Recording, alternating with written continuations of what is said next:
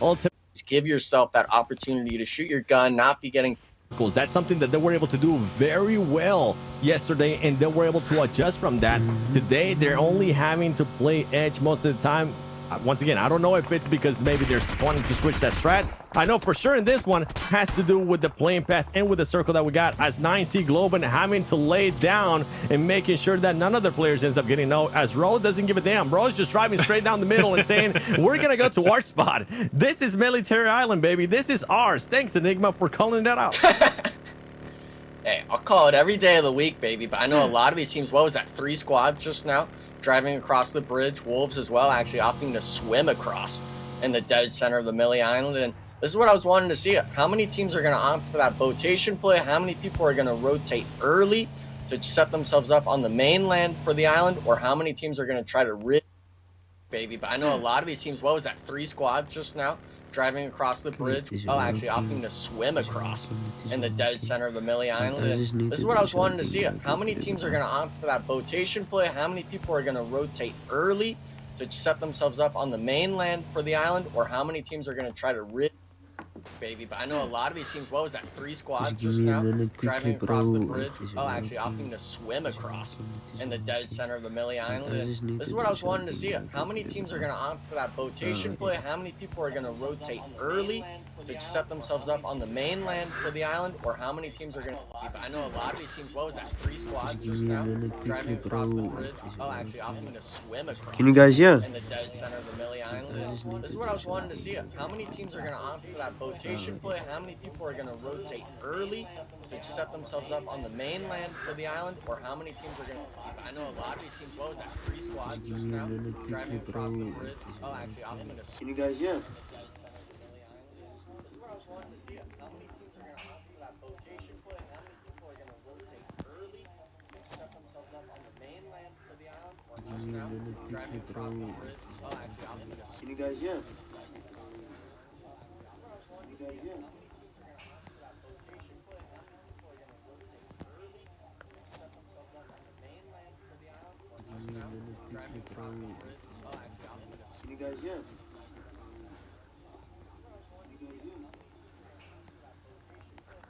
Which is where Team Liquid was already set up. And, well, TL has managed to pick apart 9Z one by one. And because of that, they only have 2 players to work with, and Remix is in dire straits. Consistent utility. Team Liquid pushing every angle they possibly can. Remix is dead, and now it's up to Kogoat to take on the entirety of the TL roster in front of him. We're talking 4 fresh and ready players, and they're not going to fall easily. Team Liquid control their landing spot. They control military, and 9Z Globan are out 7. And that's what we want to be able to see out of Team Liquid, a team that last year, whenever they were able to just hanker down, make sure that we're in the center of the circle, they took full advantage of it, showcasing it once again, why this can be such a dangerous team and why we were so shocked yesterday at the performance that they were providing us. Today, it's more of the Team Liquid that we expected them to see, as they already, I mean, they're top 6 in the leaderboard. Now we got AGG versus Vias Gaming wanting to take a fight here. We saw X-Force rotating out earlier, that were able to make it towards Military Island, so that is good to see. 100, Charlie, are you going to be able to connect with this? He's not going to be able to, but Fran is going to be able to, as he ends up getting the knock. And meanwhile, AGG rotating around, trying to figure out where they're going to be going here, as we have a lot more teams running around. X4 Valley getting knocked, X4 Faith getting knocked as well. No, boys, what kind of push were you trying to do? You guys got a little bit, oh no, you guys got a little bit too impatient there and wanted to make a full push there towards the center of Military Island. I don't know how I feel about that, Enigma. Yeah, it's just that rotation. They should not be expecting that compound in any way, shape, or form to be free for the taking. They took way too long on the rotation to get to the south side, and I feel bad for a lot of these teams really getting just too careless with these milli zones. I understand maybe it was free for the taking back in your own home region, but every squad now, when it comes to these sort of events, especially LAN tournaments, they're going to make sure you're keeping the basics standard. And these teams right now, they're jumping the gun, especially X-Force. They're not ignoring, or they're not, at least I guess you could say, taking in the information they should. They're just assuming what needs to be done. And unfortunately, it's just showing the fault in their plays. Wolves of War now, they actually have 5 total eliminations as a squad, with it being only the stage 1 circle shift, us having 2 teams already eliminated, as well as 1 or 2 squads losing players. I think it just shows the lack of carelessness some of these squads are having, with it being this melee zone. I'll say Alpha 7, they're on the rotate over towards military, and the shots that are ringing in, well, that's coming from United for Gaming, who takes a page out of the playbook of X-Force and will go ahead and rotate in Alpha 7 themselves. And oh no, Squash is in the water, and he has no choice but to swim over. United for Gaming, however, I don't believe are going to be able to cross the water easily. They're going to have to take all their vehicles, go towards the left side bridge, and rotate in, which good news for them. There's nobody camping that bridge. Of course, they don't know that just yet, but now I say they don't have a way to cross the water easily. You find a boat. But now you waited a little bit. Squash is going to see them on the boat, and Alpha 7 is already going to be set up on the shoreline. This story's not over with yet. United for Gaming have to play this very carefully, 7, or else Alpha 7's going to wipe them out.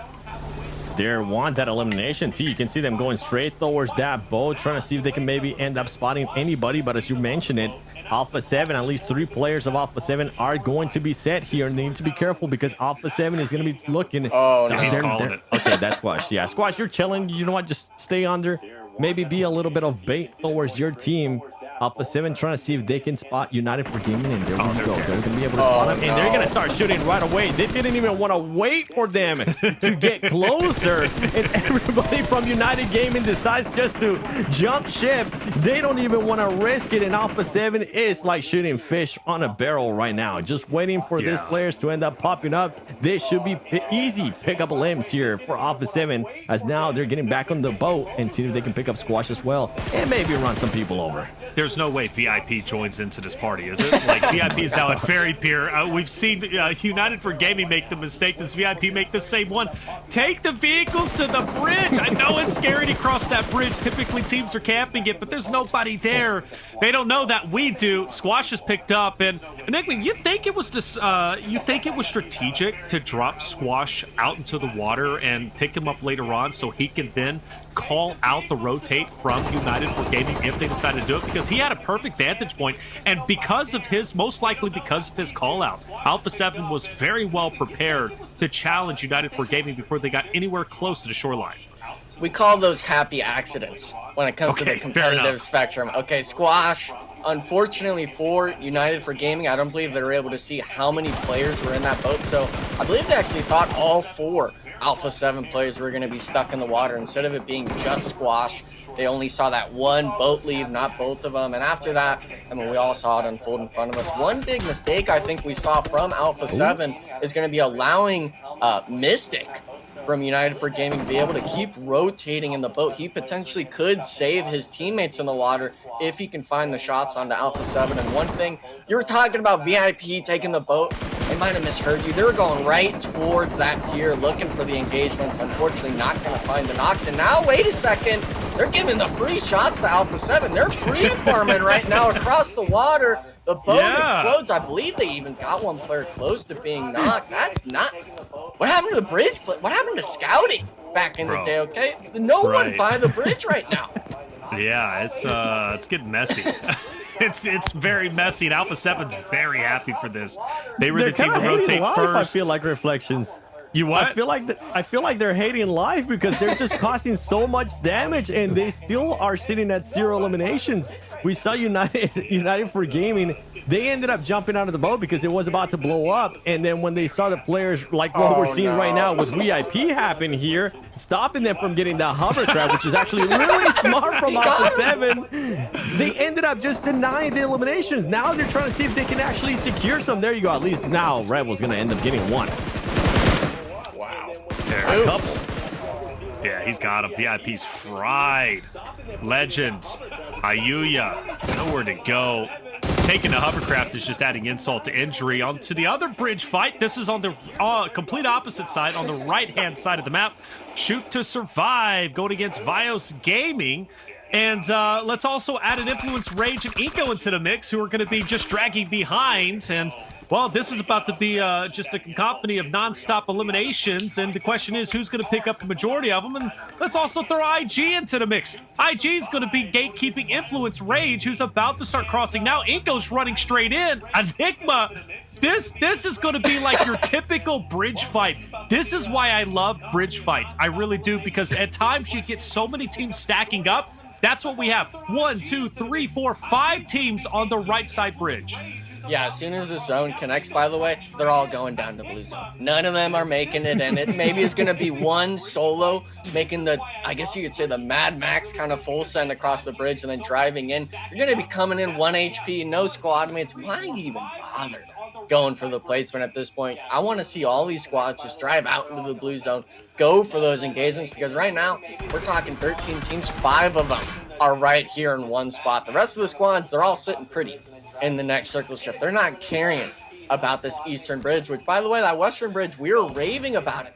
No one took it after the first zone. They all opted for those vehicle rotations, and unfortunately for them, Alpha 7 was the only team to really get the points for them. And every second out here, I mean, it's really just showing how many meds these people have. We're seeing Marlon working with 2 bandages. His teammate at least has some med kits to his name, but the rest of these squads, as soon as you take damage, they're actually looking for it. They're going to start using it like it's candy out here. Darklight now getting pressured on, has the shotgun shots, but he's waiting in the smoke like a rat in the night.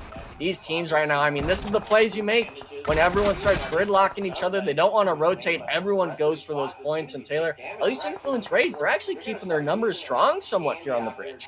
Yeah, they are. They're holding it down. And I do want to point out, Inko has made a hard rotate over towards the bridge where nobody is at. It's a big heads-up play. 7, it's a bit of a leap of faith for Inko, right? Because they don't have the overhead map. They don't know that nobody is camping that western side bridge. So they're taking a leap of faith, but it's going to pay off. Yeah, and I think once they get even a little bit closer, there you go. Now they're starting to get a little bit closer towards the bridge. They're gonna end up realizing, okay, boys, I don't think anybody's gonna be holding this. There was so much shooting going on that eastern bridge that is the right call. And honestly, once again, impressive play. Little things like this, impressive play there by Inko Gaming, and showing why currently they are the top NA team when we end up showing the overall, because of little plays like this. They're allowing themselves to, you know what, let's secure a spot possibly within the circle, or at least inside the military island, without having to fight our way in like all of these other teams are having to do. And they were able to make it in. Nobody ended up getting knocked. They didn't have to use any utility, and on top of that, they might even get an airdrop as well. So great heads up play there by Inko Gaming. Now we see it, the Force 1v1, and what do you know?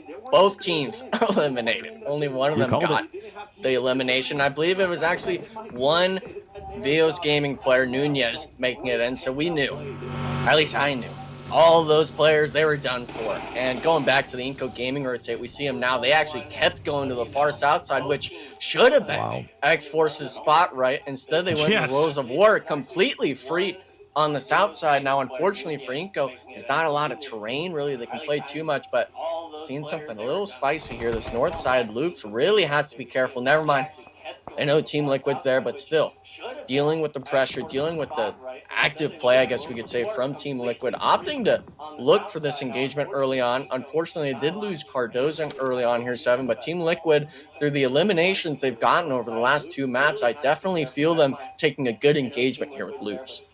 Yeah, with Team Liquid, I'm fine with them losing a player there early on. They're currently still set. They have that little height, not even a height advantage, right? They have a bit of a crater there in front of them, and they just have to make sure they fend off all of this utility that Loops is going to have to end up using on them, because they know that Loops is going to have to push in. Are they going to be ready, though, with this vehicle push? That is one thing. That is the only thing that you kind of have to worry about with that man disadvantage. And luckily for them, Loops as well does have 3 players, too. Chief is getting ready with that grenade.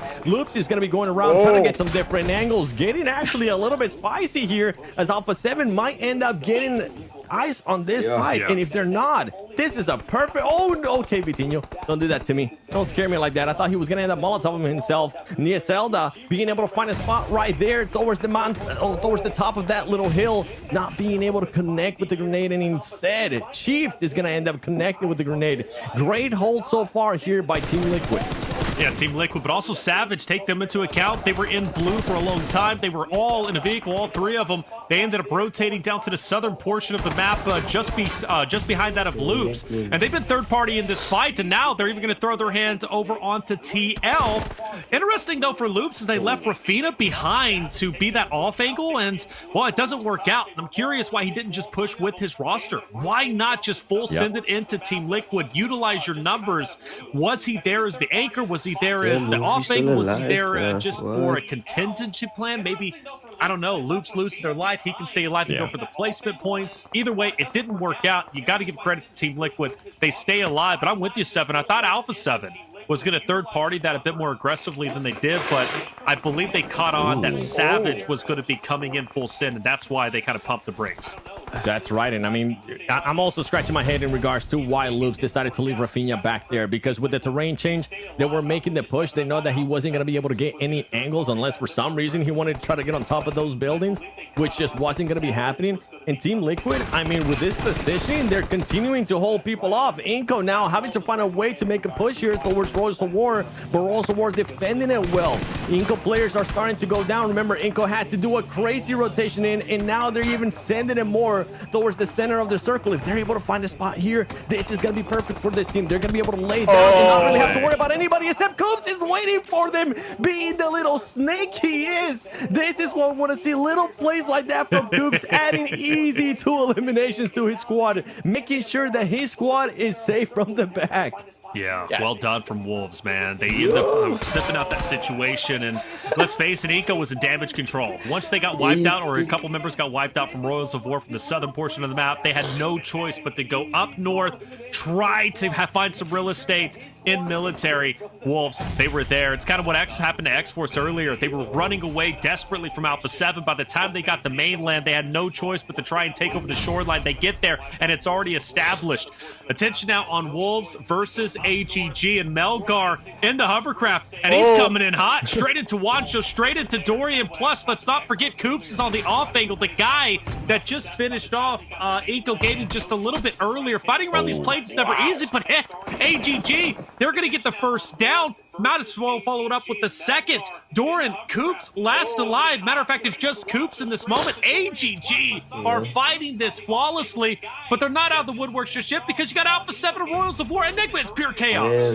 Yeah, and unfortunately for Wolves, as soon as I saw the circle shift, I was thinking in my mind the only way they lose this if players start dropping like flies. And unfortunately, AGG, the squad right next to you, was the team that took out Baton as your very first player. So AGG came into that fight with Wolves knowing exactly how many players were alive, and as a team that's desperately needing to get these points under their belt, the Millie Zone, maybe that's the shakeup this squad needed. They were taking that engagement with Wolves, and I'm surprised Melgar wasn't able to spot Coops there, but nonetheless, it's going to be only that matter of time, right, Seven, where Coops is going to get found out. He's going to have to go for either those 1 or 2 elimination points and really try to salvage this game, which in my mind should have been a top 3 for Wolves. I honestly think he might end up winning it. And if anything, if right now with AGG being so confident, Melgar didn't get a chance to see him, he's probably going to be like, okay, we might be all clear. He's still there within the zone. Now AGG is going to have to start pushing up. Coops, we might end up seeing the thing that I ended up calling out last time from you, which is you being able to clutch up even more points for your squad. This is what we want to see out of him. You saw him earlier on being able to pull out a nade and really thinking about it, wondering, do I even want to expose my location here? So far, he's showing that this is why he scoops. This is why everybody was so hyped up on him being able to come back to NA. Hopefully, he'll be able to make something out of this as Alpha 7 trying to get some angles. Royals of War, though, that's a team that I don't even know what Royals of War is going to be doing here. They got really no cover, and they only have very little vehicles to their advantage. Well, good news is, though, all 4 of them's alive, and the zone, not too bad for them either. They can still stay on the outskirts, and they've got a little bit of this hill advantage. It's not much of a hill, but it's just enough to stop the fire from Alpha 7 or whoever else decides to put their attention on them. You got to benefit AGG, though. AGG, Alpha 7 have a tremendous advantage. And let's not forget Team Liquid still alive. They started a military, and they held their ground against 9Z Globit early on. And then they followed it up against Loops a little bit earlier. They're sitting at 8 eliminations. The question is, can they get more? AGG is going to put up a tough fight ahead of them, Enigma. Yeah, and I think a lot of this is going to come down to where this circle shift goes. Royals of War is really not wanting to slam Alpha 7 just yet. They want to make sure that that's the play where they can actually get a spot in the next circle shift, because if it shifts to this eastern side, they'd much rather be slamming on someone like Coops or potentially on that road side that's on the southern edge of the map. And for these teams right now, I think we're really starting to see it now. They're understanding all the players are in the circle. They're really just going to kind of wait, see if anyone's going to get a little too over-eager potentially before the circle shift happens. But with it being kind of the slower moment, I think this is the moment where you kind of calm down as a team. You understand, you kind of get your decisions, your plans of urgency made before it actually happens, so you can come in prepared for this slam, for this team fight. We've seen a lot of teams yesterday where they were allowing the zone to control their decision making, allowing themselves to really suffer from the zones and from that timer in the top right. So now I think we're seeing it as well. These teams like Alpha 7, Team Liquid, they thrive when they have time to think. And even though we've seen their moments of brilliance coming through from them having those instincts when they have that decision making under lock as well, like they have today, these are scary teams to deal with. I think AGG ended up spotting Coops right here. He put out a smoke towards the street, and they automatically started looking that way. The vehicle's right there too, so they're starting to be a little bit worried of what's going to be happening, if anybody's even going to be there. So AGG, that plan earlier about Coops being able to be sneaky, maybe get some eliminations, just became a little bit harder for him.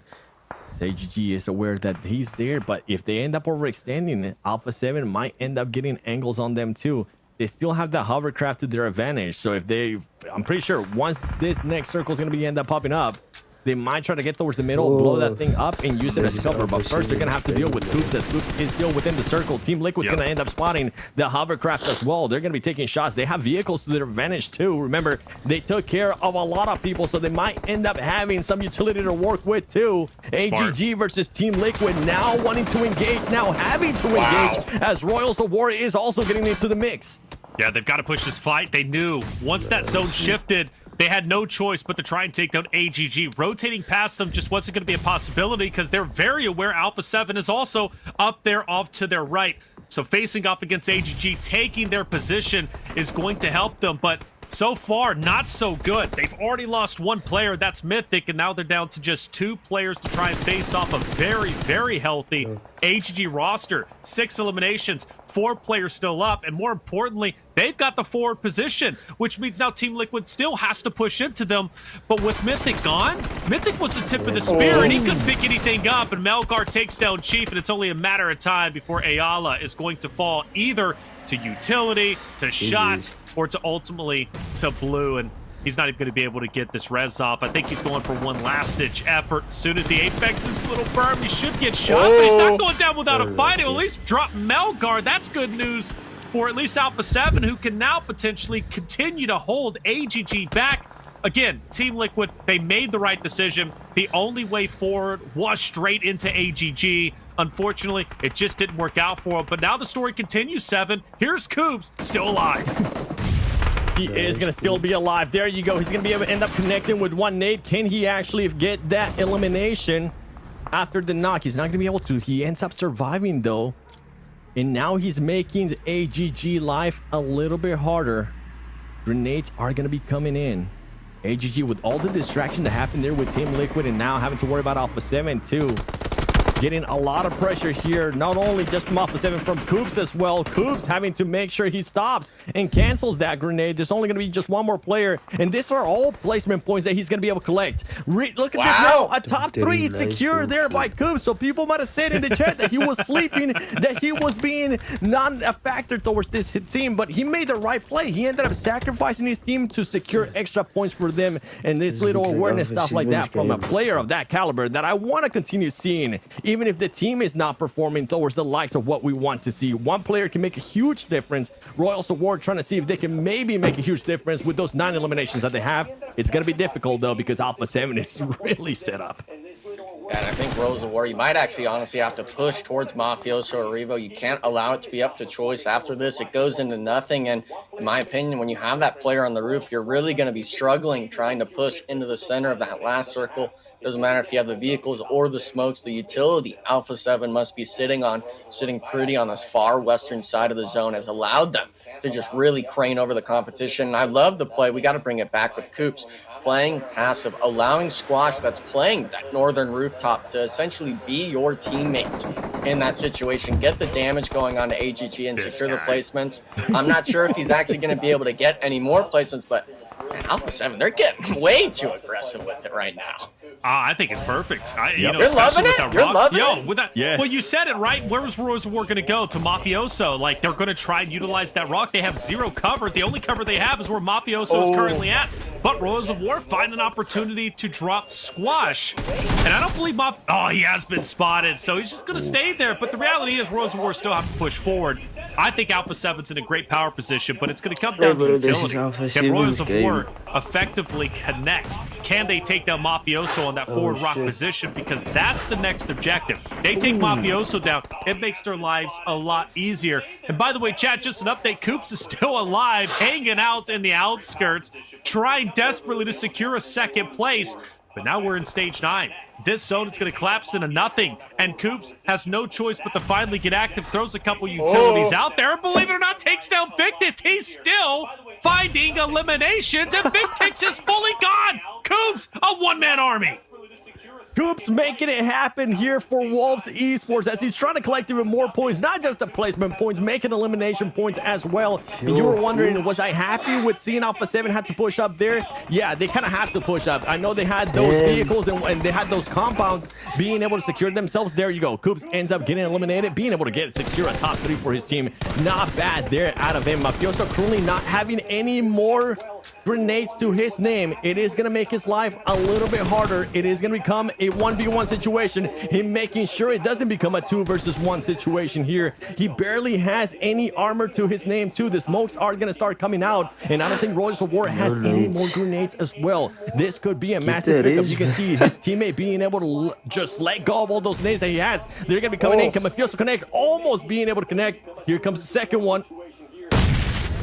And he does it with style, boys, turning the player camera around and showing his face saying, yeah, I know people have been down on me, but I'm still able to get those eliminations even though I'm the support player. Alpha 7 fighting back strong on game 3 of day 2.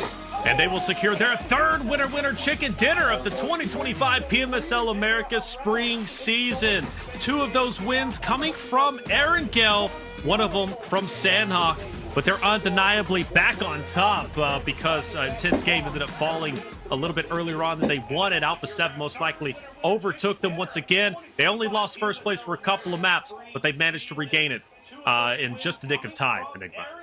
Yeah, and for Alpha 7, I think it really comes down to having trust in your teammate. Instead of going for that revive, you said, hey, drop me those 2 frag grenades. I'm going to land a dime right on top of them. And for the most part, that first one did a little bit of damage. The second one secured it. And for Alpha 7, you got to have faith in your teammates, right? It's not just the Revo army. It's the Alpha 7 army in these lobbies. And for the most part, obviously, we see Coops as well at the end there. I was getting a little worried for Alpha 7. He actually knocked one of those players as he was coming in from the zone, not just that Rose of War thirst he had early on. So those players right at the end, man, showing why they are big names in this lobby. And finally, as well, we can't stress enough, Wolves pulling up to the competition finally after day 2. Yeah, well done. And man, just recapping, watching the replays, you get a sense of how deadly this map was. Military zones are always chaotic, and this one was no different. Team Liquid started off the game controlling military against 9Z Globant. They did a wonderful job pushing Alpha 7 back at times. They were pushed in by multiple other teams, and they managed to hold their ground. But where they ended up ending was against AGG. Once again, I stress, though, Team Liquid had to push into AGG. There was no choice. But once they did, AGG just had their number, but it was Coops. The one-man army securing a third-place finish, and more importantly, picking up elims towards the end was incredible, 7. It was. I honestly thought he was going to continue to be patient. I thought he was maybe trying to go for a top 2 situation and end up surprising these 2 squads, because I felt like they had forgotten about him until those grenades from him started coming in. But I mean, ultimately, Alpha 7 just way too strong with 11 eliminations, and this is what we were expecting to see out of this team. Remember, this is a team that had to fight to get into Military Island. It wasn't just a cakewalk. They were able to take on United for Gaming. We thought Squash was going to end up getting eliminated at one point. Somehow, him being able to just jump out of that boat whenever it was on fire ended up being a blessing in disguise. And then ultimately, they ended up going after VIP as well, and they just cleared so much area for themselves, set themselves up perfectly there with that positioning too on those buildings.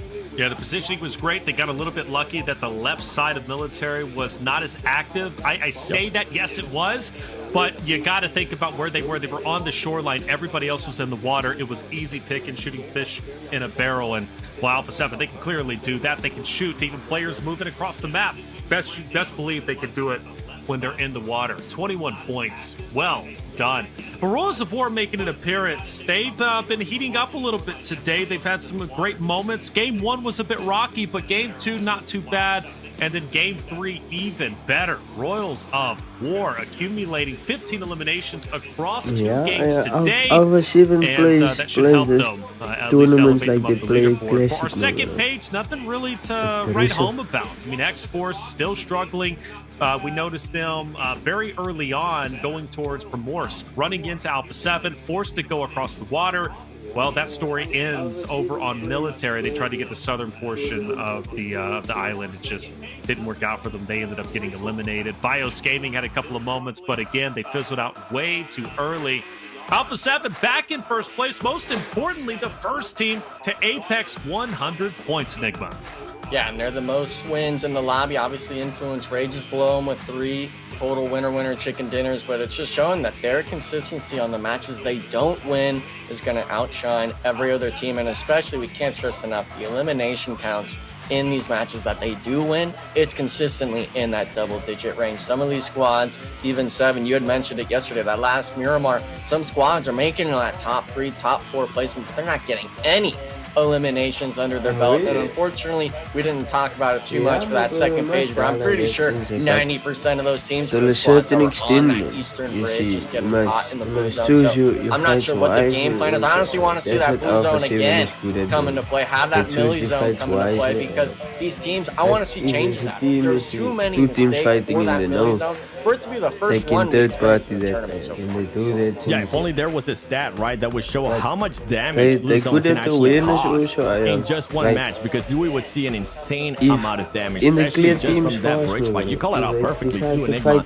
While it was happening, you said, okay, yeah, they might be able to pick up some eliminations here and there, but everybody's going to end up getting eliminated by the blue zone whenever that fight does end up stopping. But overall, man, once again, props to Coops. I was questioning him earlier in the day. I was saying, yes, we got a chance to see you yesterday when you were by yourself. Let me see that again. And once again, he clutches up. As hard as he might be, he needs to keep doing that. He needs to keep carrying the team in these situations, whether it's just sacrificing the whole team, being patient, waiting for the right opportunity, whether it's placement points, whether it's elimination points. We need to see more of Coops if Wolves wants to have a chance at qualifying.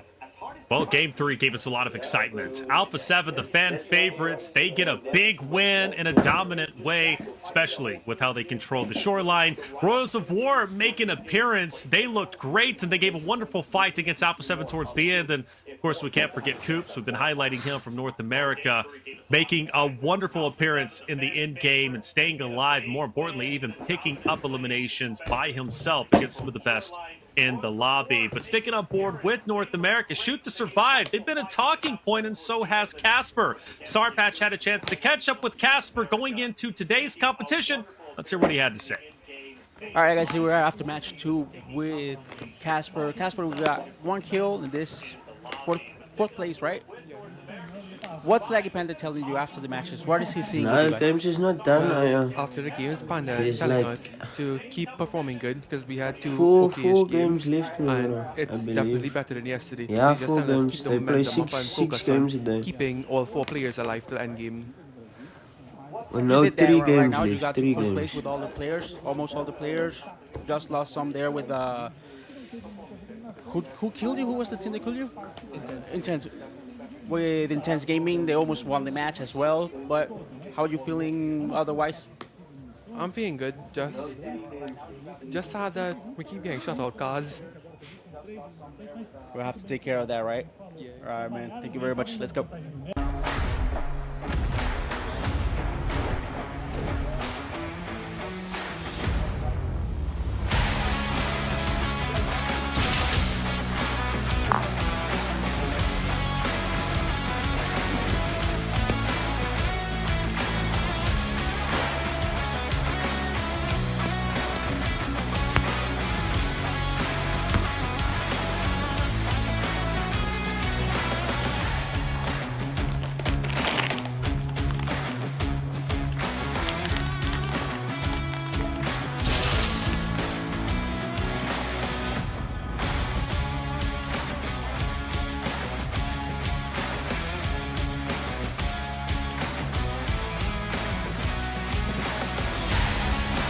Triple in the stream.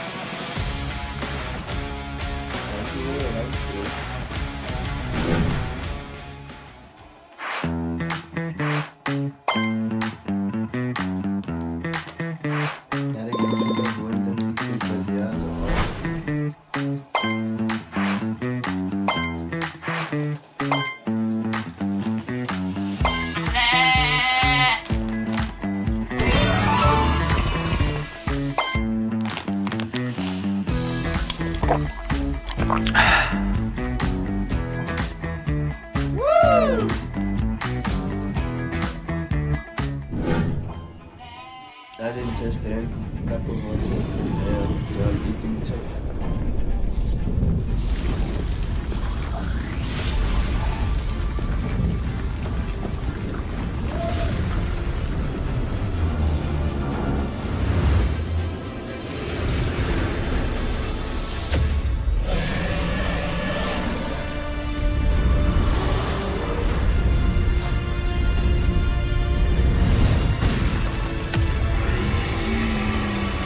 But also tomorrow, no, we're gonna rewatch game 1 and 2 properly.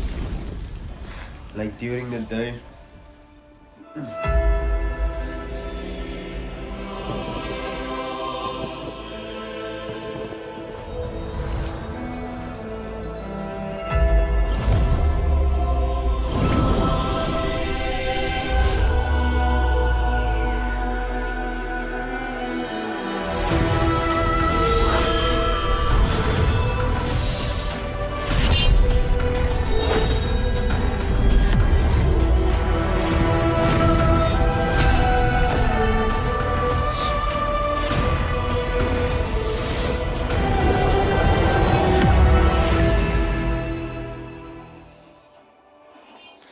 Wait, is starting now in.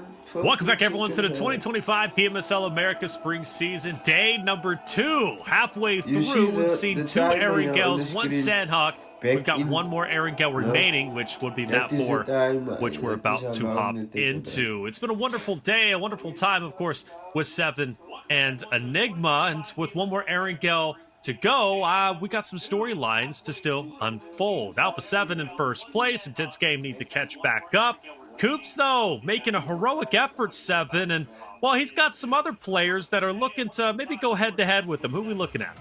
Let me just put on my Coops hat, okay? I went from wanting to see more to still wanting to see more, but in a more positive way here. I mean, so far, this is, by the way, for this whole 2 days, he has 11 Illims, 314 damage, so he's still being able to put up the damage, and we're comparing him to Fate, and honestly, quite a surprise, Enigma, to see Fate being the top fragger for X-Force as well. Yeah, and for Fate, mostly I was talking about it on that first Sandhawk game. He was actually one of those players in the top 3 for damage dealt on the day yesterday, even though his whole team was on the bottom half of the leaderboard. So unfortunately, we haven't seen too many signs of life out of his squad. Obviously, those rotations are the big ones we can point out, but Goops, man, that last match, obviously his teammates just really getting picked apart by Team Liquid, Alpha 7, even AGG, but he's able to keep strong. He's able to keep calm, cool, and collective. And in my mind, if he had some smokes there at the end, unfortunately, he wasn't able to loot most of those bodies. If he could have potentially given himself that opportunity, he was winning 1v1s at the end there. I believe he secured, 3 eliminations at the end. So him being able to put up those points, even if it's just something small, it's better than nothing. One thing to mention too there from the head-to-head, sorry, Reflections, what's the average survival time for both of those players? You ultimately want to end up seeing more, but I think it kind of has to do with what their teams is currently being able to provide them to, and why I was also saying that Coops, you kind of have to carry the team in this situation currently with the way that your team is performing. Average survival time at 16. If you can even bring it up 2 minutes, I know it might not seem like a lot, but it's hard, especially when your full team is not performing. And for Fate as well, I think it was down to like 13 minutes average survival time. Not what you want to see out of those top players from North America. Yeah, Coops, Baton, those are the 2 leading slayers on the roster of Wolves. And, well, for X-Force, they're just having such a tough time. And it's really disheartening because I know they're a great roster, but they find themselves making these plays that just are not the proper, at least not properly executed. And I think it's a good idea. Like, for example, going to the shoreline, not knowing Alpha 7 is there, I get it, but going to shoreline, making a boat take, that's the proper play. But the way they executed it was just very, very poor because you notice once they did hit Military Island, they freaked out. They just tried to go as deeply as they could to the shoreline, not even caring or even potentially thinking about who was in front of them. And there was a lot of teams in front of them. It might have just been better to do what Alpha 7 did. As soon as you reach that shoreline, just stay where you're currently at and then gatekeep all the other rosters coming on the boat tape themselves. That would have put X-Force now then on the shooting end of things against Alpha 7, against VIP, and everybody else rotating into them. They didn't have to make such a drastic effort to get to the shoreline. They could have just taken their time and felt things out. And I think that's the big thing for North America, but also for X-Force more importantly, is just slow things down. It's always go, go, go. And we see that in the Titan series at all times. It's X-Force is a team that won't respect the NA competition when they're going against them. And they carry that gameplay into a level such as PMSL. But that doesn't work out here. Slowing things down is a little bit smarter, right? As opposed to just going full send to the wall like they do against North America. And I think they even full send up from the shoreline in a boat into that Rose of War compound. You're able to kind of just coast in 7. You were kind of mentioning it earlier on, seeing if we had that replay point of view. But for this squad right now, man, I mean, we can't ignore the fact that western side of the map, Millie, there's 3 focal points you focus on, 1 rotating. It's either where you go where Alpha 7's at, where Mystic went from United for Gaming on that middle point of the map. They added that within the last year for these squads to make those easy rotations on the west. Or you come where Inco Gaming essentially was on that close cliffside. Instead, they just get lackluster. They go right down the middle in the shoreline, and they're essentially nowhere close to any vehicles. I'm not surprised they got 3-pieced by one of the members of Royals of War because you're just allowing yourself to do these careless actions. It's one of those eye-opening experiences that, Fate's really the only player on this roster that has this competitive experience on stage. I understand he's putting up some numbers yesterday, but we can't be leaning on just him. Same thing with Coops. We can't be leaning on these star players. They're not putting up numbers like Revo where you're able to support them and give them the opportunities to shine. We got to shine as a whole team. That's the big thing. Shine as the team, man. X-Force, come on, you got it. Luckily, we do have Inco representing very, very well. Not necessarily in that last game, right? 7th place, but still overall as a whole. Top 8? Come on. I'll take it. For Inco, I'll take it. I was even saying, okay, Inco, you know what? That's the right push. You really have nowhere else to go. You're going to have to fully send it towards the circle. There was one problem.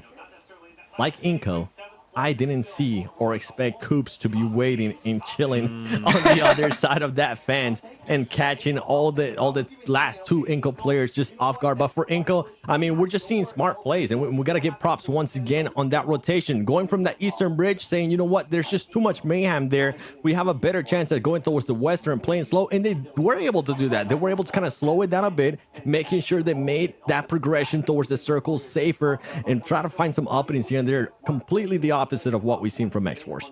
Well, we're about to head into our third and final Erangel of the day, fourth map as a whole. What have we seen so far? Well, Alpha 7 has reclaimed glory. They're in first place with 104 points, the first team to pass 100. Intense Games now in second place with 98. Very healthy nonetheless.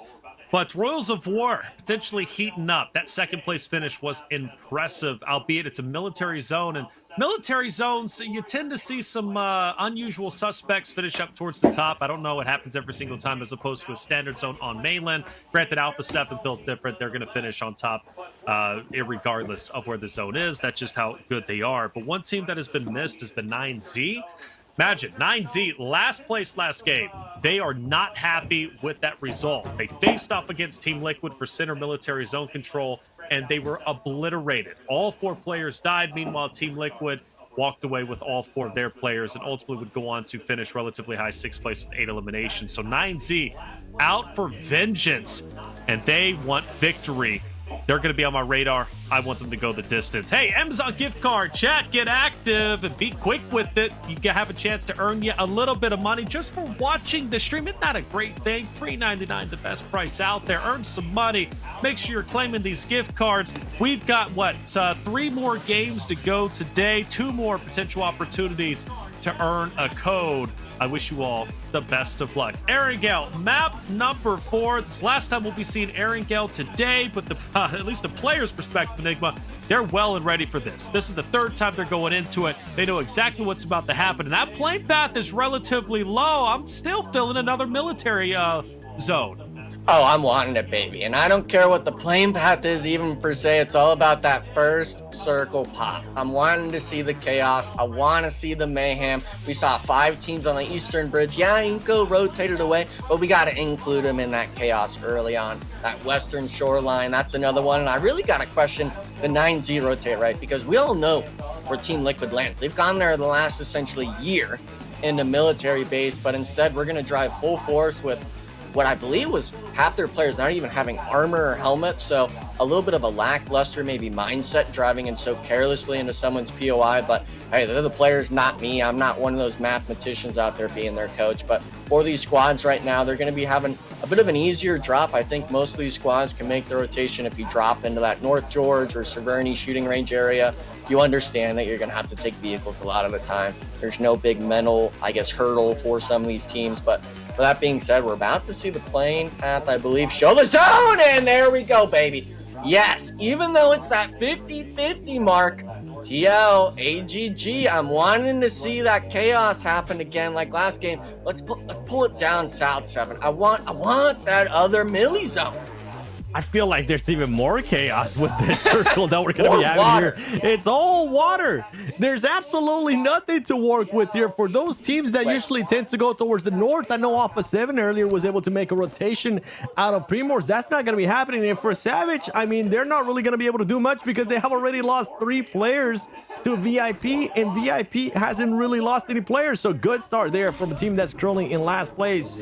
You were seeing a team that we were talking about earlier, X-Force, now getting pushed all the way down to 15th place. I want to see a little bit of a moral reaction here, especially on this last Erangel when it comes down to X-Force. How are they going to be rotating? How quickly are they going to be rotating as well? Are they going to be focusing more towards the edge? Are they going to be focusing more towards the center of the circle? Questions like this, luckily for them, they are going to be in Primors. They are going to be a squad that really is not going to have to worry about much, at least for the first couple of minutes. Yeah. Are they going to set up and maybe try to defend it if anybody, which I'm pretty sure some teams will end up trying to go for it? Or what is the game plan here for X-Force, as they need to have a good performance here in Erangel? Without a doubt, they need to get this quick rotate. I don't want to see them stay in Primorsk. Get to the land. And this time around, it would be smart for them to send it straight to the southern shoreline, which is what they tried to do last game. But unfortunately for them, again, they were pushed out of Alpha 7, by Alpha 7, excuse me. They were already weak.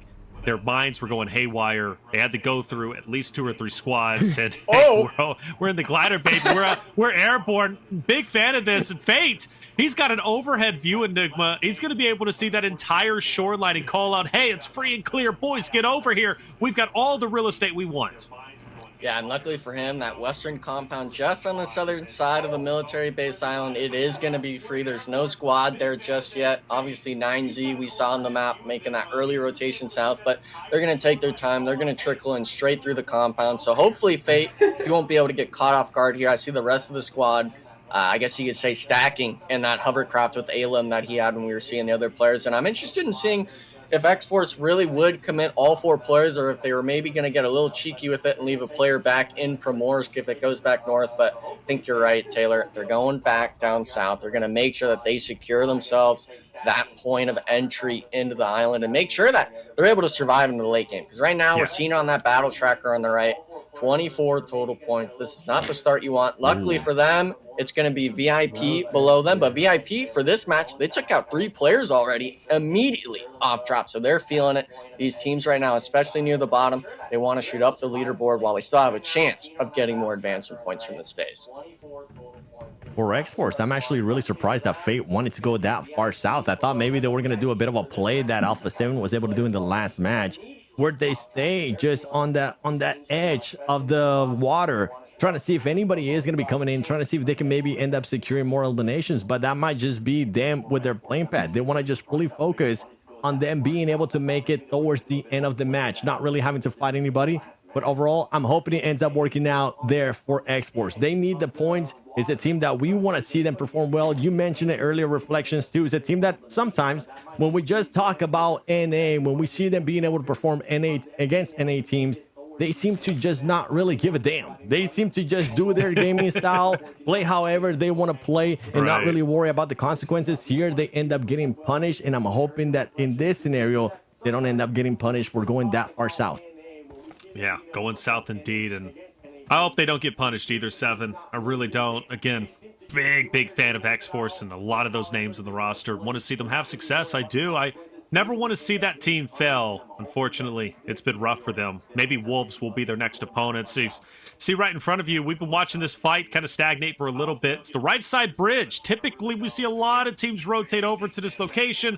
Most likely going to see more activity on the left side bridge, but for the meantime, it's Vios versus AGG, a repeat from the last map. AGG, Vios were going at each other's throats, setting up. Vios, I believe, ended up taking the first early hits. It was AGG who was victorious, but let's not forget there were multiple rosters who ended up pushing through them. Fran has an opportunity maybe to pick up one. That's going to be Igor, who might be apexing up just a little bit, Dominor as well, and hopefully Vios is going to be able to at least pick up that Fran is on this elevated position. They were looking up at him earlier, and I think they know where he's at, but if they don't, he's going to pick them apart. All eyes on Fran as some damage is already going through. Vios is taking it. Oh, that's going to be 2 players knocked, I believe. Fran actually, never mind. He's actually only going to be able to get the one. His teammate got knocked on the off angle all the way on the eastern edge. His support factor. Luckily, Fran, he said, I'm going to get the job done. Winning another 1v1, leaving Menor out in the open. AGG needs to start supporting the squad mates, leaving the compound, accumulating the forces down. Here we go now. Charlie finally making the cross around the bridgeway, and now Vios, yeah, they're forced to go into Nunez again. 2 games in a row, forced to play the solo play, but this time around, Seven, it's going to be stage 1. This isn't stage 4 or stage 5 where you might get lucky with placement. You still got every other team left in the lobby. Yeah, and for Fran, not gonna lie, I was a little bit scared there when he was on top of that bridge, just waiting that long. I thought maybe they were gonna end up getting him with the TPP. Luckily for him, ends up getting 2 eliminations to his name. I know he'll be happy about that. And earlier we talked about all those teams that were on the Eastern Bridge. We're not gonna have to worry about this one. This time, we're going to have to worry about that Western Bridge, because I feel like there's going to be a lot of teams, especially if it does end up going to Military Island, which is definitely what you want to see, Enigma. I'm with you there. I want to see it again, too. Maybe get it 2 out of 3 matches today. We're going to be seeing just so many teams compacting here, and I'm wondering who's going to do the Inco play that was able to do it in the last match. Who's going to maybe decide, you know what, that might be a little bit too much mayhem for us. Let's go back to the Eastern Bridge. Yeah, but the north side's always that deadly factor when it's these sort of circle shifts. And Taylor, I know you've seen a lot of these zones play out in this scenario where I think if you get stuck on this northern side on this western bridge, you just start brawling out away at the compounds. You don't even fight on the bridge half the time. You just start going for those eliminations, and then you start sending it off crazy, whether it's the bridge or even the ferry pier, just to start swimming to survive. Yeah, and I think some teams might want to start contemplating swimming could be the better answer. Alpha 7's one of them, IG2. You're looking at number 1 and number 2 on the leaderboard, potentially running into each other at Ferry or Primorsk. Loops, though, getting active themselves. They're going to be one of the many teams on this western side bridge. Everyone thinking, okay, we got to push forward. We at least need to get to Middle Bridge to be safe in the next stage. But is it even possible? It's going to be tough. You've got a lot of teams already set up over in that location, including Shoot to Survive, one of our North American rosters who are set up. One up top in Casper, Klaus just underneath by the bridge. So everybody making the adjustment. Do we want to swim? Well, maybe so. Alpha 7 looking like they're already getting a head start, potentially finding a boat, maybe even a hovercraft. You've got United for Gaming, who's inching their way closer to Ferry Pier themselves. 9Z is going to be setting up where Alpha 7 set up in the last match to gatekeep those teams coming across the water. Great chance 9Z can output a ton of damage on A7 if A7 goes straight into the shoreline. That's right, and that's why I was wondering if maybe X-Force was going to be that team that ended up positioning themselves up here and seeing if they could maybe end up getting some eliminations. So far, though, for Alpha 7, from what we're seeing, 9C wasn't fully set up like they were. That's why you see them being a little bit worried, thinking if maybe a team is going to be able to spot them. For them, they're going to get a free rotation out of this. Nobody's really going to end up challenging, and that is going to be massive for them because they had to do a full rotation from North Georgia Pool all the way down. Impressive timing, and honestly, some luck there for Alpha 7 not getting spotted by 9C and not getting spotted by any of the other teams that wanted to take the high ground. Now they're going to be that team that's going to be a bit of a pain, especially if they get up to the top of that cliff. For IG, for any of some of the other teams that might be looking to make a rotation, whether it's with a hovercraft or with a boat, it's going to be a lot harder because Alpha 7 is going to be waiting for you.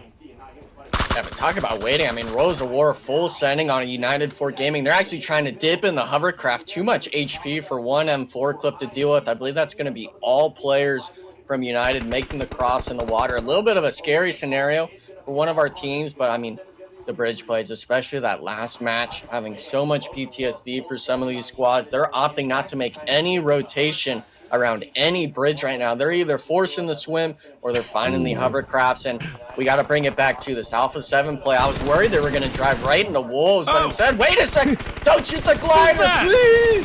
That's Who's intense that? game That's out IG. there. That's IG, man. IG getting crazy. I know you guys can't see the map, but they are hugging the blue zone way out there in the water. If they get dropped way out there, they've got a long zone. They're on fire. They're dropped. Oh, what an effort, though. What an effort that was. You don't often see the gliders utilized as many times. We've seen it twice in the same game 7. You love to see it. I was hinting at it earlier. I was calling it the wrong thing when it came down to the hovercraft. Maybe I was foreshadowing, wanting to see that glider, and now you mentioned it. We got a chance to see it twice. It didn't end up working out there for IG, as it was just too much with Alpha 7. By the way, Vios Gaming once again getting knocked right there, being eliminated, sent back to the lobby. That's one team from yesterday to today reflections. I was expecting to see a little bit more out of them yesterday. They were quite an exciting team to watch. Every single time we felt like we went to them, we were starting to see fights. But so far today, we really haven't been able to see much out of this team. And if I'm not mistaken, they really haven't gotten that many points. They've only gotten 3 points the whole day. Yeah, speaking in regards to Loops, right?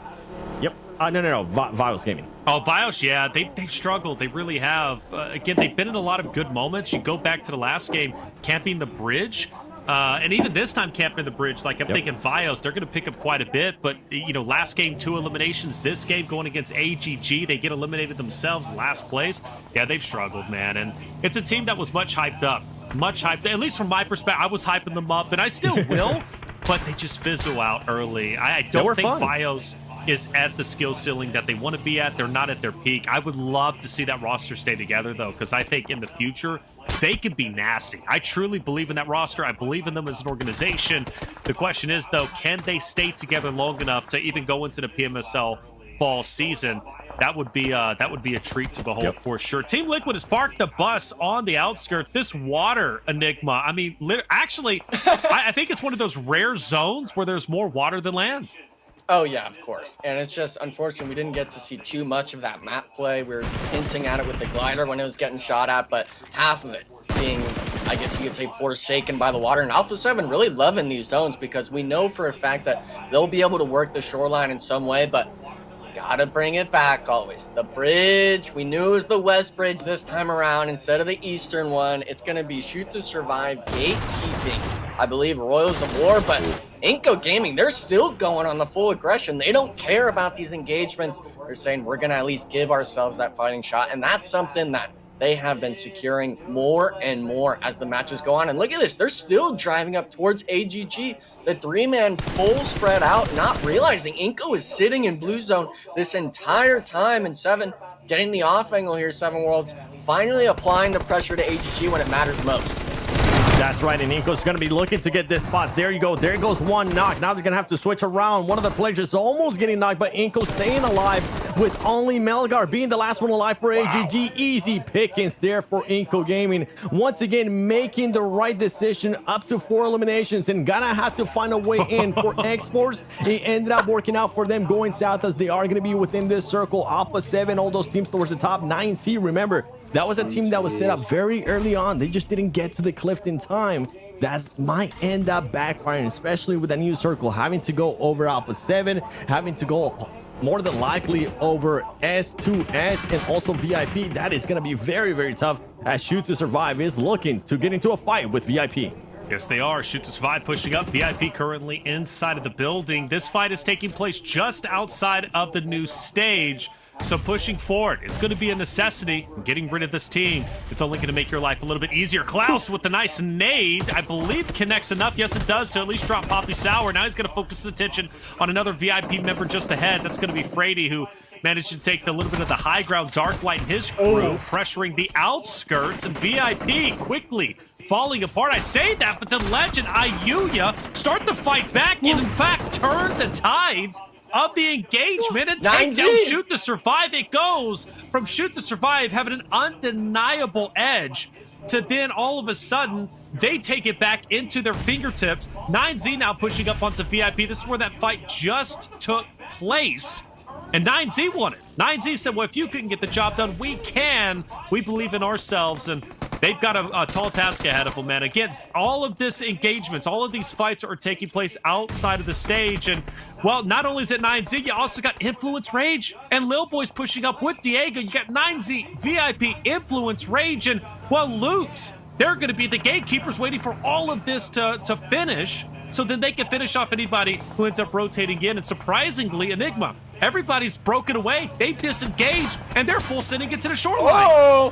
Yeah, and I'm really interested in seeing if 9Z's just going to full send VIP. You know they're a 3-man going to the coastline. You understand they're all splitting the vehicles, but this north side is still just this little clown fiesta with cars going around. Loops coming all the way from the zone on the eastern edge, finding their spot finally as these teams were brawling in the northern edge. And now we see it where VIP kind of ended up. We're going to get a quick replay. This is actually going to be X-Force on Inco Gaming. This is going to be the far south side. Fate with a nice Chico 1v2. The support from the squad mates being able to clean up the squad. In my mind, 24Ks was knocked there, but it looks like Fate, man, just putting in the paint, finding the shots down. This is the player that we talked about with the damage. He's making sure it happens. And for that squad, for X-Force, having 4 elims with 4 players up, they're looking good right now, Seth. They're looking great. And remember, this was a lesson too from yesterday. They ended up getting caught with their pants down when a team pushed up behind them. They were ready this time. You can see they're starting to do a bit of a VOD review. And also, if we were to look at the map right now after this fight, I mean, X-Force is split. They have Fate currently in some buildings as they're trying to take care here of VIP, the last 2 players standing. Hayuya is going to be able to heal up. Nice. But the grenades are going to be coming in, barely being able to survive, as Hayuya is going to be jumping away from this fight. He wants to survive a little bit longer and see if he can maybe start clutching up some placement points. But I'm really enjoying what I'm seeing here out of X-Force. I'm wondering if at some point are you gonna decide to disengage, especially with Fate currently in a great position? You know, as soon as this circle shifts, if it's anywhere near Fate, they're gonna have to make a quick move, because some of the other teams might want to go for those buildings too, and you want to be ready for it. And there you go, they're gonna hop into those vehicles and hopefully just go back towards where Fate is. Yeah, they can maybe even do a 2-2 potentially, but someone definitely needs to team up with Fate. You can't allow Loops to get a knock onto him there. Obviously, we understand Fate's a great solo player, but there's times and moments for those situations, and he's already done that.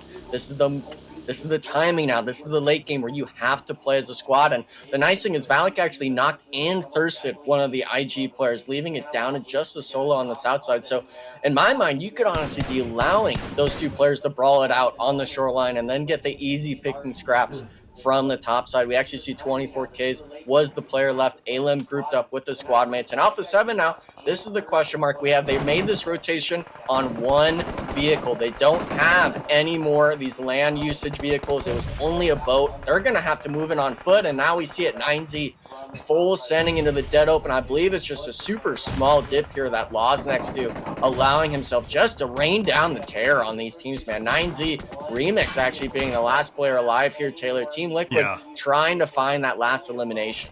Yeah, that's a terrible spot for 9Z and Influence Rage to finish the fight that started a little bit more north. Remember, everybody disengaged, full sent it south, and well, they end up in an open field in between Team Liquid, X-Force, Loops, Wolves, Alpha 7, and I mean, the smoke is going to help, but only so much. It's only a matter of time before this 9Z roster is fully eliminated. You could even say for Influence Rage Law, who's just up ahead. They're kind of done and dusted at the moment. But the big stories are with Team Liquid and Alpha 7 on the shoreline. Both of those teams potentially clashing once they have to go forward, if they have to go forward. I mean, we're still only in Stage 5 very early on. We've lost a ton of teams, but that's reminiscent and pretty common of these military zones, especially when you look at Stage 3, you've got more than 50% of the zone in the water. There's not enough real estate on land for these teams, the 16 teams, to get into. Therefore, you're going to ultimately lose a lot of the rosters on the bridge and as they rotate across the water, or even in the glider, as we witnessed a little bit earlier. So Team Liquid, Alpha 7, Wolves on the shoreline. That's going to be crazy once they have to move forward. And Enigma, you did mention that 2-2 split for X-Force. They did send Alim up. He's going to join Fate, so they will continue with the 2-2 splits as a whole, and Loops will stay up there. But, you know, I mean, honestly, other than 9Z and Law, nobody wants to be in the middle. They're going to hug the edge of zone as long as they possibly can. Yeah, and with it being Stage 5, it seems like a Stage 7 sort of circle. Even though it's just a little bit of water now, right? We understand just how severe that is to these players. And unfortunately, I believe actually 24Ks was eliminated on X-Force, leaving them down to just a trio Valak on that shoreline. Now, I do believe he will be able to play it correctly and kind of weather the storm and stay alive as his off angle. But now my eyes are kind of looking at the two northern teams.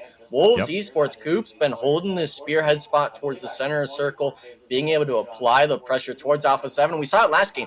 You dominated that 1v1 against Revo, going 100 for 0 against them. Even though he didn't get that initial thirst on him, he did pick it up at the end from the bleed out. And for Loops as well, being a Loops full go four-man, that's a possibility. But it's always about the time, right? 7, you got to make sure you get that opportunity. And I'm not sure if X-Force is going to give it to him. Yeah, I think they were aware of it right away. As soon as that circle closed in, they made Valak go back towards them in that position. And instead of Loops actually going for a crash, they're just going to be being a little bit patient. They're going to be waiting to see what's going to happen. I mean, Alpha 7 right here, not really going to be able to work with much, as they do have Team Liquid currently holding them off. VIP Esports, Hayuya being the last one alive. For VIP Esports, even though this might not look like a great match, is a great match for this team.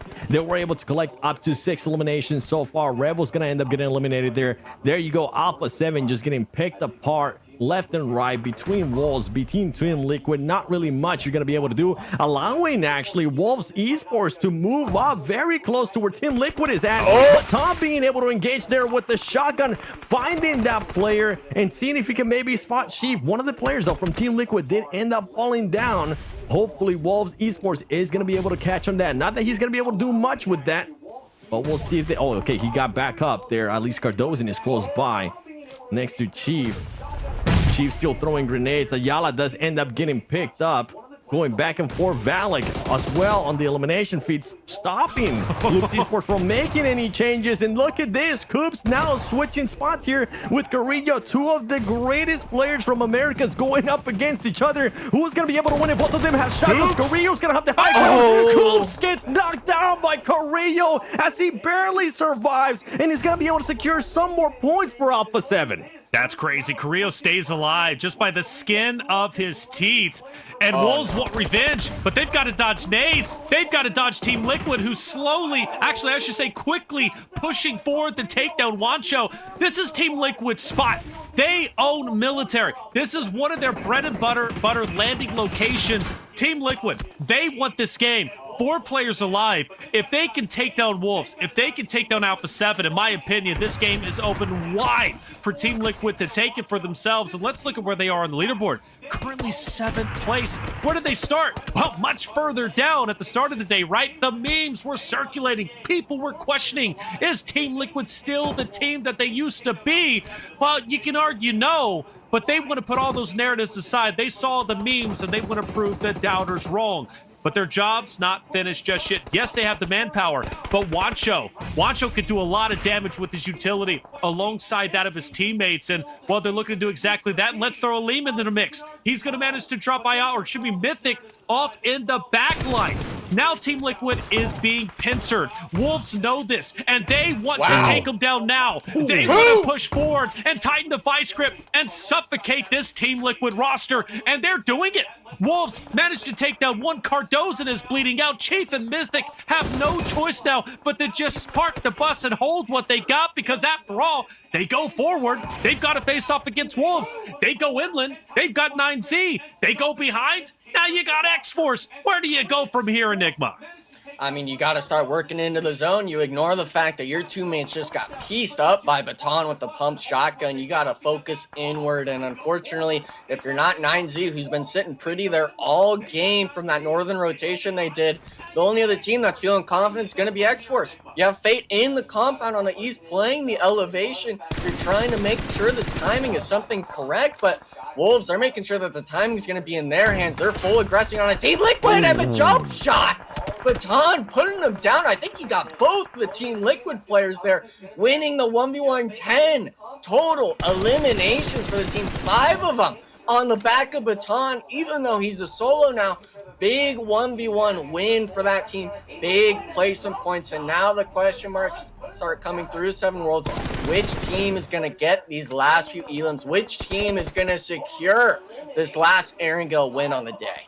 With all the control that X-Force has currently, because they were able to fend off Loop Esports when they're making that push. They have all the angles, even though they're currently outside of the circle. They're making sure that they make everybody's life a little bit more difficult. They currently have 3 players still up. The original players that were able to fend off Loop Esports. X-Force looking to answer back, looking to be that positive team for North America, getting the first win. We'll have to see if it's gonna happen, as Valak, you know his hands are sweaty, currently driving around on this hovercraft. Gonna have to jump out, but this is great. Remember what I told you guys, if he's able to blow that up, it is pretty much gonna become just full solid cover for this player, allowing his teams to possibly push up on them. But they need to be careful, because Intense Game still has 1 player left alive. Yeah, and the beautiful thing, if that hovercraft does blow up, he's dead center zone. That's an immovable object. Wow. You just got to utilize your utility. And speaking of utilizing utility, Remix takes a nade to the face.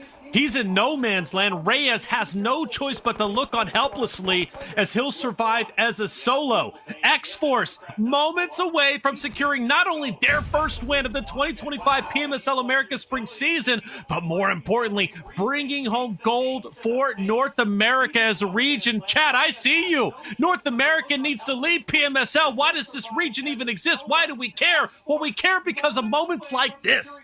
X-Force showcasing a truly masterclass, fixing the mistakes from the last game where they rotated into Alpha 7. They were mowed down in the water. They go to the shoreline only to be eliminated in 14th, 15th place. Now X-Force are reaching the top, the pinnacle, and a chance to win is here, but it's not guaranteed. We've watched solos in the past make big impacts. Think Coops a couple of games previously, or even Reyes. Reyes will take down the other solo, and now the cat's out of the bag. X-Force knows where he's at, and it's a 3v1, and Reyes is out in the open, going against Valak with the hovercraft, Aleem with the car, Fate inching closer and closer. Reyes has no choice but to just throw out any type of smoke, any type of concealment. But here it comes, X-Force for North America's first win. Just around the corner, Aleem gets to run over, and it's official. North America on top in game number 4. They take the win, and it's X-Force full speed ahead, baby. X-Force being able to clutch up the win there. Reyes, in a way, saving X-Force, as well as Rafa from Intense Game had 2 players in their eyes. He was waiting for the right moment, and the right moment, luckily for X-Force, didn't come soon enough, as Reyes was able to stop him right there. This is great to see. Great performance out of this team right from the get-go. They wanted to make sure that they have all the players alive there towards the end of the game. They still had 3, and that was huge. That was just enough, Enigma, because they were able to fend off a lot of people, and the way that they were able to actually fend off Loops Esports and Inco Gaming, that just showed me a lot from what they learned from yesterday, because yesterday it seems like they just kept getting surprised over and over again. I think it's a big sort of weight off their shoulders, right? They had been underperforming so severely, and for this squad to be able to come in and, like you said, actually have to make their most out of some of these situations, go after some of these fights. It's not like they were gifted that win. They had to make the rotations. They had to take the gunfights, and ultimately, the end there, I know you were kind of stressing as much as me when it came to that solo getting in nade range. Luckily for them, though, the other solo player from Worlds of War was able to spot him. They were able to get that 3v1 going in the end. And for them, I think it's a big sort of relief. You're not having to deal with the stress. You understand that, hey, we can win in these sorts of lobbies. And to be honest, I wasn't expecting X-Force to be the team to get the first North American win, but here we are. And for them to have it in such a confident sort of fashion, these 12, 13, 14 elims, whatever that counter was, Taylor, it's a big sign of success. Yeah, without a doubt, X-Force learning from their mistakes from the game previously. This time, wasting no time, getting the Primorsk, taking a boat, taking a hovercraft, and actually even taking a glider, right? So sent Fate in the glider. Remember, he was just hovering above like the bald eagle for North America, baby, scouting the landscape, saying, hey, all is clear. We got all the real estate we want. Nobody has settled. Come on over, boys. The water's fine. They did exactly that. And by setting up early and taking one of the furthest portions of the southern, like towards at least the southeast portion of military, they were able to set up nicely. Everybody wanted to get there. Everybody wanted that shoreline. Alpha 7, Team Liquid, Wolves, and even Loops, right? But X-Force took priority, and because they did so, they were able to cut off any other rosters who were then going to the shoreline themselves. And we highlighted Fate earlier. Fate, 5 eliminations. He's had such great moments. I believe it was you, Enigma, who highlighted his damage as a whole in the tournament compared to all players. And, well, there he is, right, pulling up some of the most eliminations alongside that of Valak. I mean, this roster has so much potential, and for anyone out there who has watched Titan Series, you should know these 4 players and know how good they are and how good they can be. And we knew that. I've just been waiting for them to finally get a W, and well, they did so. Well done. Seriously, well done. That's a big win as a whole, and they played it very well. And 7, it wasn't easy. They had to take down Team Liquid, right? They had to take down Intense Game at one point. I mean, they went through basically the top dogs, and they ended up being the top dog because of it. 100%. I mean, it came down to that position. Remember, at one point, I was telling them, boys, are you guys going to be aggressive this match? Are you going to be willing to take that cliff and do what Alpha 7 was able to do in the previous match, maybe go for more eliminations? They had a completely different plan. In their minds, they were probably saying, 7, you know what? Shut up. We're going to be able to get those eliminations, and it's going to be later into the match because they were able to. The Valak, by the way, a big performance here from Valak. You were mentioning Enigma. Fate, we expect this out of him, right? He's been in these situations before. Valak, to be honest, this might be the first time that I see him being able to pop off like this in a stage of this caliber. Yeah, and for him, I think we had even brought it up at the pre-show. He was looking a little tight, a little nervous to being in this sort of position. Someone that's played competitively over the last few years, unfortunately not having this sort of LAN experience. And when we saw those player cams at the end, right, fist bumps all around. He was the one that was probably the most hyped out of anyone for that team. And he seems like one of those momentum players. We could see it even right now. X-Force, they were down essentially what I believe was, 15th place, shooting all the way up to 10th. 47 total points. I know we have this left side of the leaderboard as well we could look at, but the main thing I want to look at is just our NA boys finally showing up today. Yeah, showing up indeed. Granted, 47 points. They got a long way to go Hey. before they get the top 3. But look, this is day 2. That's it. Just day 2. We have so many more games to go. And let's not forget, Grand Finals essentially is a clean slate. Granted, yes, you do have your your bonus points that will be earned throughout phase 1 and phase 2, but it essentially is a blank slate. Plus, it's match points, right? So it's a big difference for X-Force to get a win this early on, put some wind in their sails, 7. That's right. I mean, even though we're talking about top 3, this is still phase 1. We still have phase 2 for a team to be able to get this pressure off their shoulders. As Enigma was saying, finally being able to get this win, finally showing why we talk so good about them, why we hype them up. This is definitely a step in the right direction. And another team that we got to give some more props to as well is Wolf Esports. Now that is back. I know the last one, the one before this one, it was mostly Coops. This time around, it wasn't just Coops. It was actually the whole squad. They ended up getting 10 eliminations to the name, 14 points total. And once again, NA just finally starting to show up. Not just saying Brazil, this is PMSL Brazil. No. This is PMSL Americas for a reason. Yeah, and I gotta take it off that, Taylor, because people in chat as well as Stars, shout out to Stars, one of the previous NA players, people were actually quoting that it was Baton 1v4ing Team Liquid there. So he got all 4 of those eliminations on the coastline. It wasn't just Coops that game, it was the whole team being able to show up. And for him, those points is what matters most. Not only was it those 4 eliminations, but also the placement points they got off of it. Speaks volumes. And unfortunately, at the beginning, we didn't really get to catch it too easily, but Coops actually managed to fall off the cliff. That's why he had to circle back and take that 1v1 with Alpha 7. Imagining some of these scenarios with all of those players up against Team Liquid, it could have been a completely different outcome, right? But for these teams right now, I'm seeing a lot of signs of brilliance, a lot of different names finally showing up today. With it being only day 2 of the tournament, I'm expecting a lot more names to show up.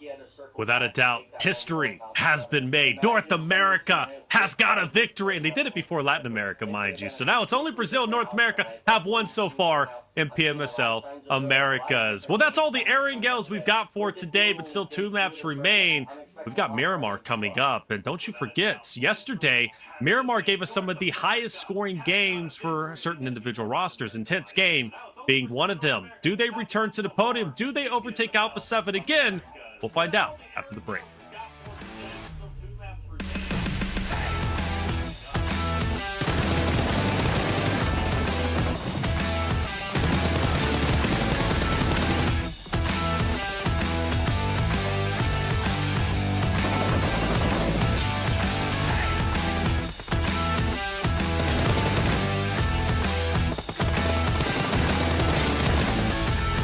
Combination, but just connect, almost being able to connect.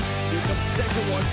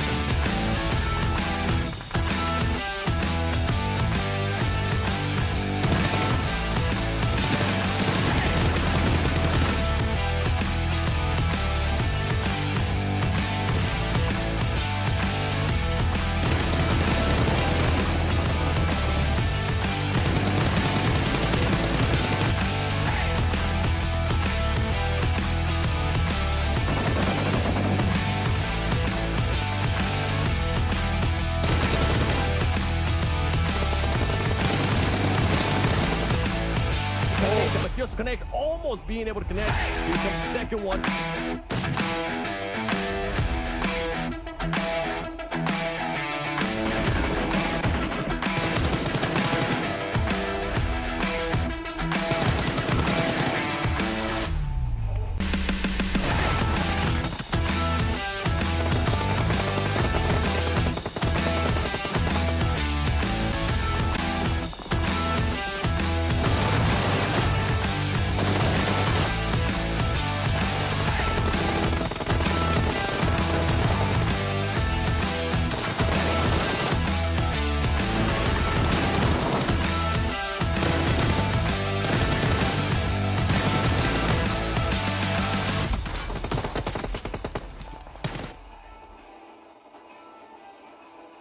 Welcome back, everyone, to the 2025 PMSL America Spring Season. It's day 2, 4 games done, 2 more to go, and it's both Miramar back-to-back to finish the day. Yesterday gave us some of the highest scoring games. This time around, I'm sure it's going to be much the same. That last game was incredible. X-Force, the way they controlled the end game was great. Enigma, hats off to you. You said you wanted 3 military zones. We at least got 2, and it did not disappoint. Hey, I mean, for the most part, the chaos ensued. First game, it was that Eastern Bridge. Then afterwards, it was the Western Bridge in 7. I know you've got your opinions on the milli zones and stuff like that, but the beauty of it is you and I aren't playing these games. We get to just watch the madness happen and see these teams have to suffer through those sort of zone shifts. I'm with you. What you mean? I like him. I like the madness. I was the one calling maybe something in bridge, but yeah, I'm being toxic. That's too toxic. Let's keep it with just Millie. But you know what? We're going over towards Miramar. Give me some PMGC finishes. Give me some PMGC all the way towards the east on the islands in Miramar. I want chaos. I want down and dirty zones. Get diabolical, baby. That's what I want. Speaking of diabolical, X-Force, again, the way they controlled that was just chef's kiss. Beautifully, beautifully done. Valak was a large reason for the success on that map for Aaron Gale, and Sarpatch recognized that and therefore had a chance to grab Valak after their big map 4 win. Let's hear what he had to say. It finally happened. It's X-Force with the first winner chicken dinner for NA. Valley, congratulations. I was very hyped. I definitely raised my voice. You know, they're the Brazilian teams. They've been loud. And so I made sure when we win this game, I was going to be the loudest person in the arena. We felt very confident. You know, we said we were going to use the hovercraft strat, and we killed loops with it. They tried to crash us. I mean, our confidence is through the roof right now. That's awesome. Love to hear it. You and Fate with the most kills in the team. Things are popping off. Yeah, so we called our coach, and, you know, he told us to mentally reset. The first 3 games didn't go our way. We're making bad decisions, bad calls. He said, take a deep breath. He says, you know, we're all very experienced. And he said, you know, like, take every match as a new game. So that's what we did. We calmed ourselves and, you know, we won the game. So, bro, first of many. First of many. Let's go with 8. Big fan of that interview. Valak saying he raised his voice. From what I'm hearing, apparently that's not common. So for him to get hyped up and get aggressive means he's truly feeling the moment, feeling the energy. That's what LAN brings. Enigma, he even said it, using the hovercraft strat. Yeah. That was something we witnessed during Titan series, and it was something they made sure they wanted to use.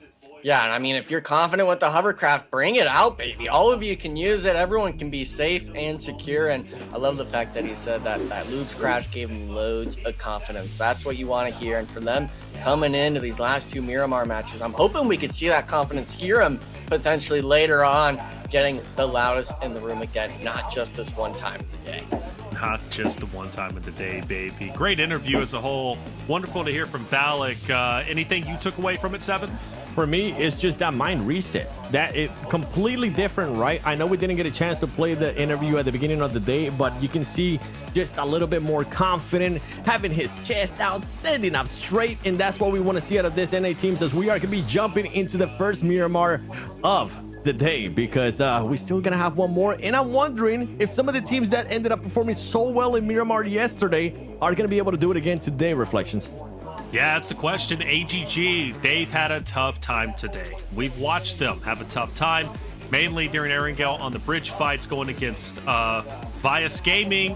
You know, they would win that fight, but then fizzle out early on. AGG, though, yesterday had a wonderful Miramar Game 5, finishing off in 3rd place. Inko also back-to-back 2nd places. Highly consistent. It was something Enigma was harping on during their performances on Miramar. I hope they make a return.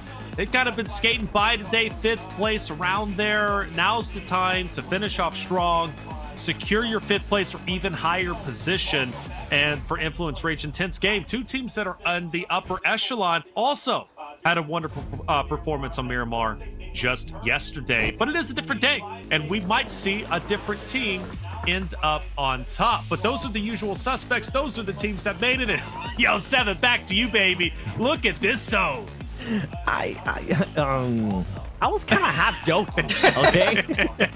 Well, you got it anyways. I They know took I it seriously. requested it. I know I want to see madness, but I mean, if anybody from NA can take advantage of it, boys, I'm gonna take it. All right, just give us, keep on giving us some madness, because honestly, those military island circles and finishes were just great, Enigma.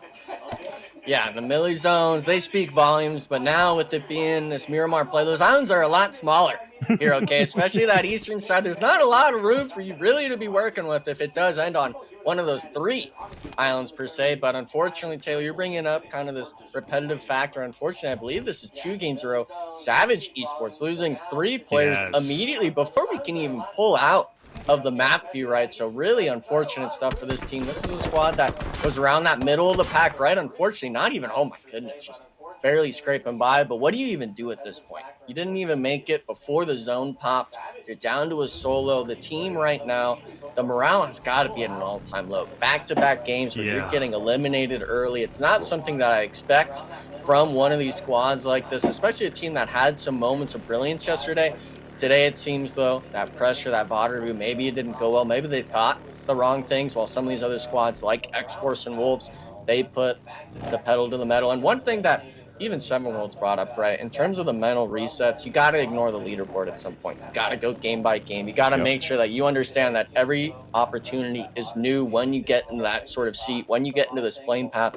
And for the most part, yeah, this Eastern Zone, a lot of teams aren't going to like, but the beauty of it is, a lot of teams don't like it. That means that you can maybe weather it. You can overcome this adversity. And I guess you'd even say secure these opportunities for yourself, because a lot of these other teams, Alpha 7, even at the start, they were struggling a bit. Even though they got some placements, the elimination counts weren't up there, meaning a lot of these other teams here, especially today, Reflections, they're starting to perform in that elimination counter.